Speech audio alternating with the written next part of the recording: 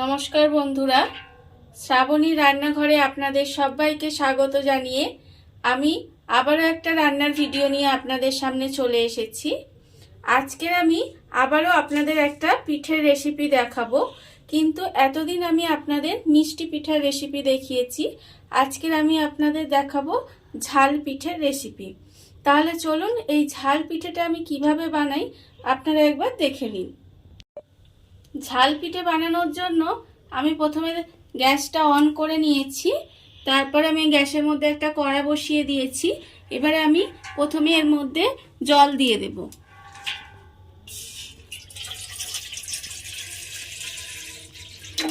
বেশ অনেকটা পরিমাণের জল আমি এর মধ্যে দিয়ে দিলাম।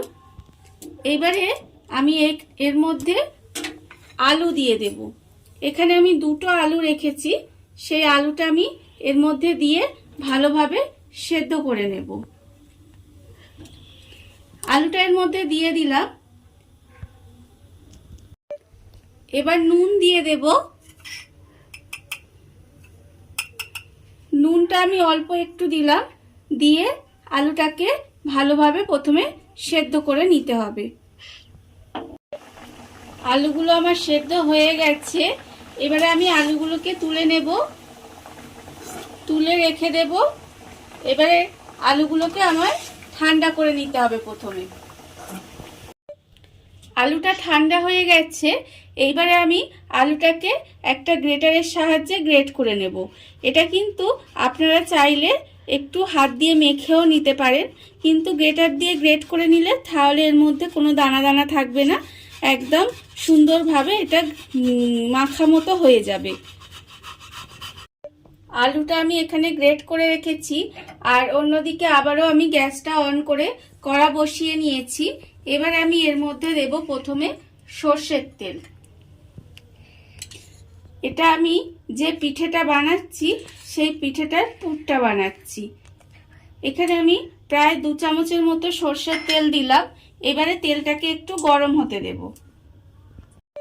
তেলটা আমার গরম হয়ে গেছে। এবারে আমি এর মধ্যে প্রথমে দেব যে আলুটা আমি গ্রেট করে রেখেছি, সেই গ্রেট করা আলুটা আমি এর মধ্যে দিয়ে দেব। দিয়ে প্রথমে একটু নাড়াচাড়া করে নিতে হবে। তেলের মধ্যে আলুটা দিয়ে একটু নাড়াচাড়া করে নিয়েছি। এবারে আমি এর মধ্যে দেব আদা বাটা। দেখুন এখানে আমি 1/2 চামচ পরিমাণে আদা বাটা দিলাম।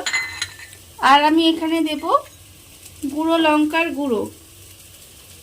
লঙ্কার গুঁড়ো এখানে 1/2 চামচ পরিমাণে দিলাম। আর আমি দেব এখানে হলুদ গুঁড়ো। হলুদ গুঁড়ো 1/2 চামচ পরিমাণে দিলাম। দিয়ে এবারে এটাকে ভালোভাবে একটু নাড়াচাড়া করে নিতে হবে। আদা বাটা, হলুদ গুঁড়ো আর লঙ্কা গুঁড়ো দিয়ে প্রায় আমি 5 থেকে 6 সেকেন্ডের মতো একটু নাড়াচাড়া করে নিয়েছি। এবারে আমি এর মধ্যে দেব নুন। নুনটা যেহেতু দিয়ে আলুটা সেদ্ধ করেছি, তাই আমি এতে কিন্তু একদম সামান্য একটুখানি নুন দেব। নুনটা বুঝে দেবেন। আর দেব চিনি। চিনিটাও অল্প সামান্য একটু চিনি দেব। আর আমি এর মধ্যে দেব ভাজা মশলা। ভাজা মশলা বলতে এখানে আমি জিরে আর শুকনো লঙ্কা ভেজে গুঁড়ো করে রেখেছি, সেটা আমি এর মধ্যে দিয়ে দিয়েছি। দিয়ে এবারে এটাকে আমি ভালোভাবে মিশিয়ে নেব। ভাজা মশলাটা দিয়ে আমি আবারও একটু দেখুন নাড়াচাড়া করে নিয়েছি। এবারে আমি এর মধ্যে দেব অল্প সামান্য একটু চালের গুঁড়ি। চালের গুঁড়িটা দেওয়ার ফলে এটা কিন্তু একটু আলুটাকে টেনে নেবে, সেই জন্য আর একটু শুকনো শুকনো হয়ে যাবে।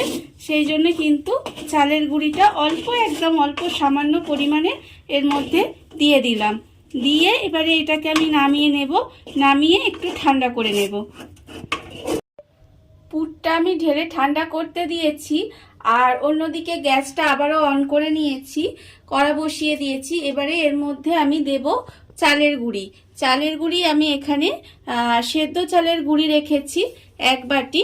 আর যে বাটির 1 বাটি পরিমাণে সেদ্ধ চালের গুঁড়ি রাখলাম, সেই বাটিরই কিন্তু হাফ বাটি পরিমাণের কিন্তু আতপ চালের গুঁড়ি নিতে হবে।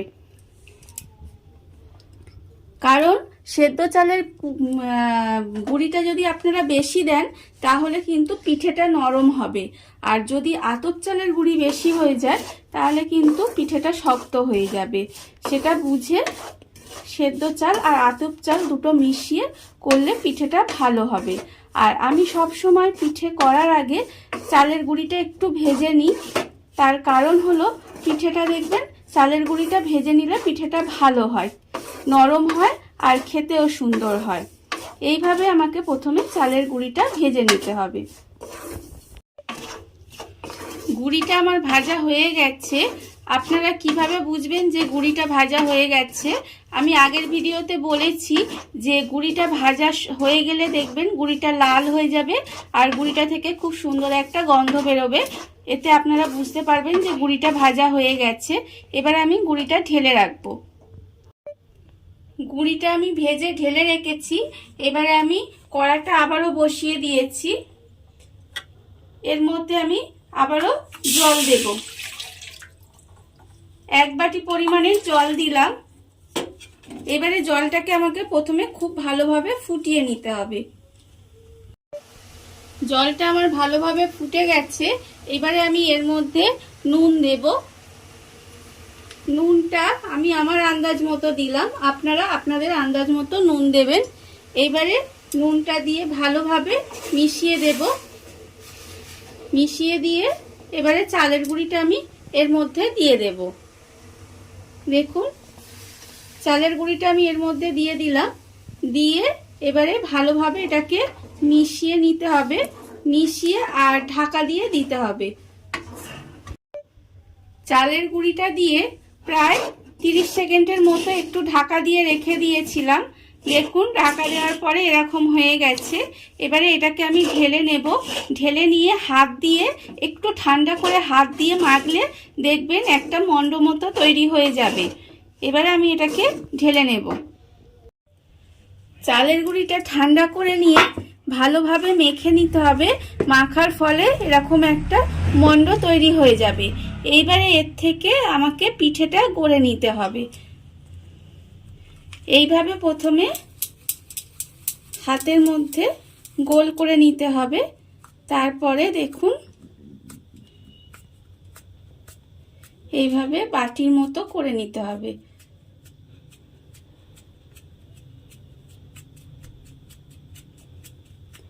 বাটির মতো করে নিয়ে এবারে এর ভিতরে আমি পুর দিয়ে দেব।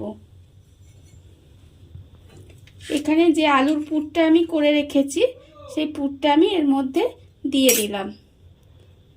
দিয়ে এইভাবে মুখটাকে মুড়ে দিতে হবে।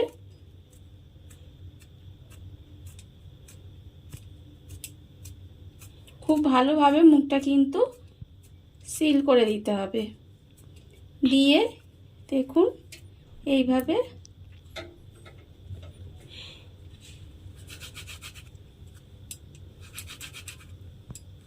কিন্তু পিঠেগুলো বানিয়ে নিতে হবে। প্রত্যেকটা পিঠে কিন্তু এইভাবে বানিয়ে নিতে হবে। প্রথমে পিঠেগুলো আমার বানানো হয়ে গেছে। এইবারে আমি আবারও গ্যাসটা অন করে নিয়েছি আর তার মধ্যে কড়া বসিয়ে দিয়েছি। এবারে আমি এর মধ্যে আবারও একটু জল দিয়ে দেব।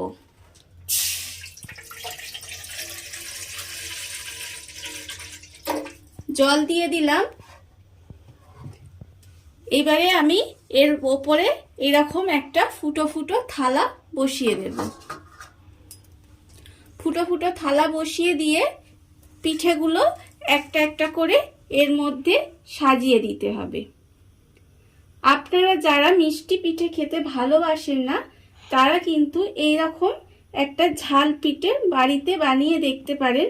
খেতে ভীষণ ভালো হয়। আশা করি আপনাদের ভালো লাগবে। এবারে সব পিঠেগুলোকে এইভাবে এর মধ্যে সাজিয়ে দিতে হবে। পিঠেগুলো আমি এর মধ্যে সব দিয়ে দিয়েছি। এবারে এতে একটা ঢাকা দিয়ে দিতে হবে। ঢাকা দিয়ে প্রায় 5 থেকে 7 মিনিট এইভাবে হতে দিতে হবে। ভাপে সিদ্ধ করতে হবে পিঠেগুলোকে। প্রায় 5 থেকে 10 মিনিট আমি এইভাবে ঢাকা দিয়ে রেখে দিয়েছি। এবারে আমি এটার ঢাকাটা খুলে দেখব যে পিঠেগুলো কেমন হলো।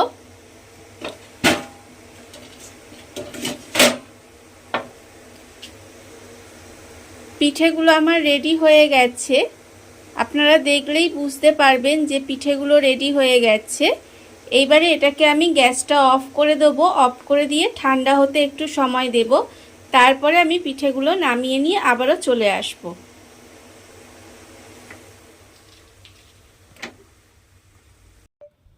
দেখুন আপনারা, পিঠেগুলো আমার রেডি হয়ে গেছে। আর কত অল্প উপকরণ দিয়ে ঝাল পিঠে তৈরি হয়ে গেছে।